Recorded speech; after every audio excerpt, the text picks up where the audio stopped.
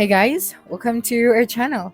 In this video, you will learn on how to make Wix website fit all screen. So, the very first thing that you should do here is you have to open any of your web browser, and then using the search bar at the top, you just have to search for Wix website. Okay, and then after that, you just have to log into your account, and then to check your account, just simply click on your profile at the top right of your screen. So you have that right here. And then after that, just go here to the site section. So you have here your different sites. Now, to create a new site, so let's start from the very beginning. So simply click on the create new site option at the top. So we have here Studio Template, Studio Blank Canvas, and then Studio Sitemap and Wireframes, and then the Use Wix Editor.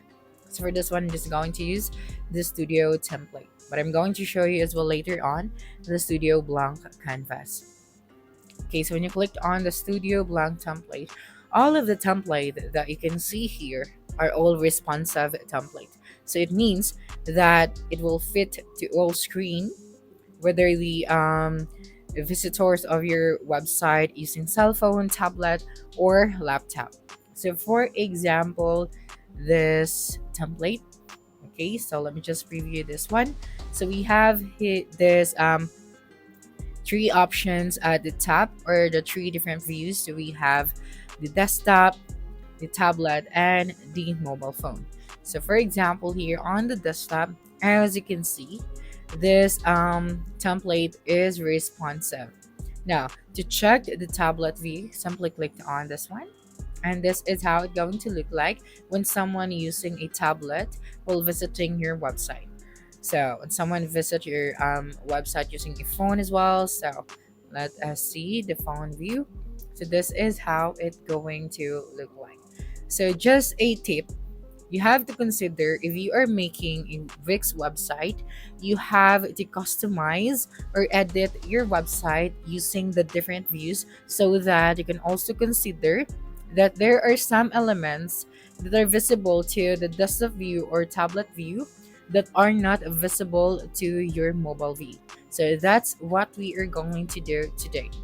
Okay, so for example, we are going to customize this template.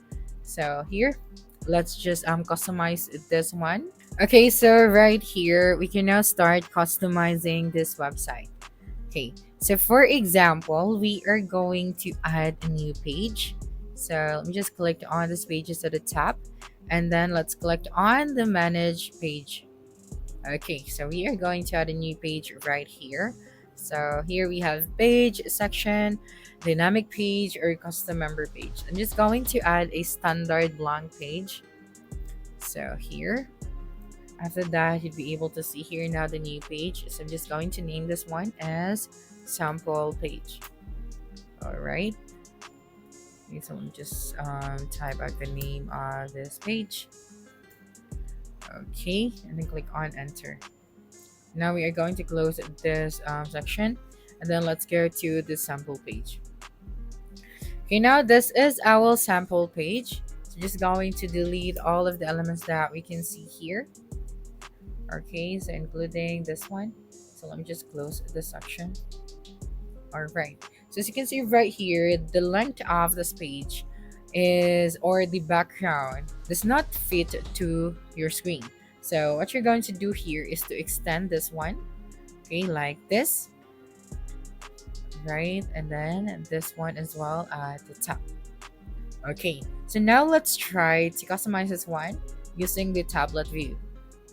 All right, so here, as you can see, changes cascade down to screen smaller than 1000 pixels unless you customize lower breakpoints. Okay, so you have to take note of that. Now let's go to the mobile view. Okay, so again, changes cascade down to screens smaller than 750 pixels. All right, so we have successfully added that right here. Now if you would like to add elements, all right, so you just have to go here and then start adding your elements. So now let's go back and start creating a page from scratch. So let's go back right here and then let's create a new page or a new site using the Studio Blank canvas. Okay, so now that we're here, we're going to start with our first page, which is the home page. So we only have one page as of the moment. So we are going to customize this one. All right. So right here, as you can see, when we click on the page, we have here the size of this page. So if you would like to customize this one, so you just have to go here and then type out the width and then the height of your page. Okay, so right here, let us start adding different elements. Okay, so for example, we would like to add like container, button, or gallery.